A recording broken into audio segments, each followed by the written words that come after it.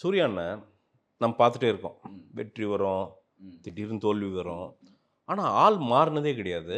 அத விட ரொம்ப முக்கியமான விஷயம் என்னன்னா, ம். அவங்க அவர் அசோசியேட் ஆகுற டைரக்டர்ஸ விட்டு குடுத்ததே கிடையாது. பஞ்சான் இப்படி வருது, ஒரு ரிசல்ட் வருது. நீங்க ஒரு கான்வர்சேஷன் இருக்கும். இந்த வெற்றி அப்ப கான்வர்சேஷன் பயங்கரமா இருக்கும். ஆமா. கேக் வெட்டுவீங்க, கொண்டாடுவீங்க, எல்லாம் சூப்பர். தோல்வி எப்ப எப்படி உங்கள டீல் பண்ணாரு? 2 பேருமே நெறைய இன்டர்வியூ குடுத்துட்டே இருந்தோம். இன்டர்வியூ குடுத்துட்டு இருக்கும்போதே தெரியுது நமக்கு நெகட்டிவா நெறைய வருதுன்னு. ஒரு டயத்துக்கு பிறகு 2 பேருமே சிரிப்பு வந்துருச்சு எங்க 2 பேருக்குமே. அதெல்லாம் பார்த்து. ஒரு மாதிரி இதாயிடுச்சு. ஒரு ஆயி, "என்ன சார் ஓவரா பயங்கரமா அடிச்சிட்டு இருக்காங்க போலருக்கேன்னு" சொல்லிட்டு அந்த பேட்டி கேப்லயே 2 பேரும் பேசிப்போம். இருந்தாலும் வேற அதெல்லாம் கண்டுக்கவே கூடாது சார். நான் உண்மையிலேயே அத நான் பார்க்கவே மாட்டேன். நம்ம சொல்ல வேண்டியத சொல்லிட்டே இருப்போம்னு இருப்பேன். ஏன்னா, நான் பையாவுக்கு ஒண்ணு சொல்றேன்.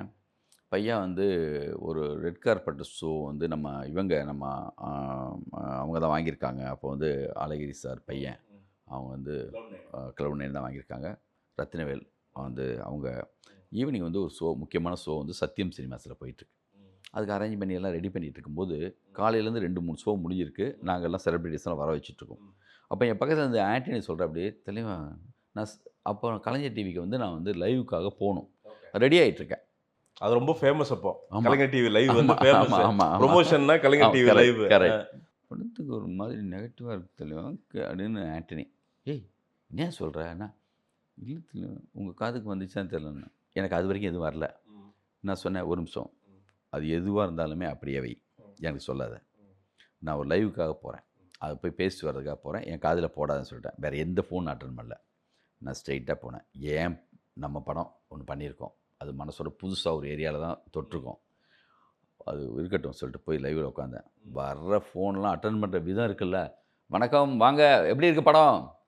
நானே சொல்றது. நம்ம ஏரியால தான் சொல்றாங்க. சாங்க்கெல்லாம் பயங்கரமா என்ஜாய் பண்ணாங்க சொல்றாங்கன்னா, ஆமா, அடடா மல! நானே எடுத்து குடுக்குறது. வந்து எத பத்தியும் கவலைப்படல. 1 1/4 மணி நேரம் லைவ் போச்சு. அவ்வளவு நல்ல ப்ரமோஷன் அப்ப நம்மலாம் குடுத்தாங்க நல்லா. ட்டு அடி நான் திரும்பி கூட பார்க்கல. இந்த படம் ஹிட்டு அந்த மூட்ல தான் நான் இருக்கேன். என் காதுல எதுவும் போடாதீங்க, போடாதீங்க ஃபுல்லா சொல்லிட்டு நான் வந்துட்டேன்.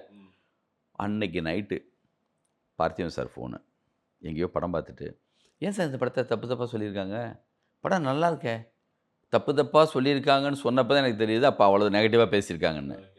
அதுக்கப்புறம் சேரன் சார் ஃபோன் பண்றாரு. "எனக்கு படம் புடிச்சிருக்குங்க. கண்டிப்பா நல்லா இருக்குங்க." அப்படின்னு சொல்லி அவர் சொல்றாரு. இந்த மாரி நெறைய அங்கங்கருந்து ஃபோன் வர ஆரம்பிச்சது. அடுத்த நாள் மண்டே வந்து இந்த படத்த பார்க்கலான்னு எல்லாமே இப்ப சினிமால ஒரு மண்டே வந்து ஆமாங்க. ரொம்ப குரூஷியல்.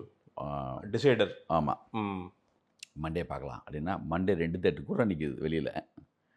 அதுக்கப்புறமும் ஒத்துக்காம ஒரு முக்கியமான டைரக்டர் சொல்லியிருக்காரு என் நண்பர்ட்ட. சாங்ல அவரு ஜெயிச்சிட்டாருங்க.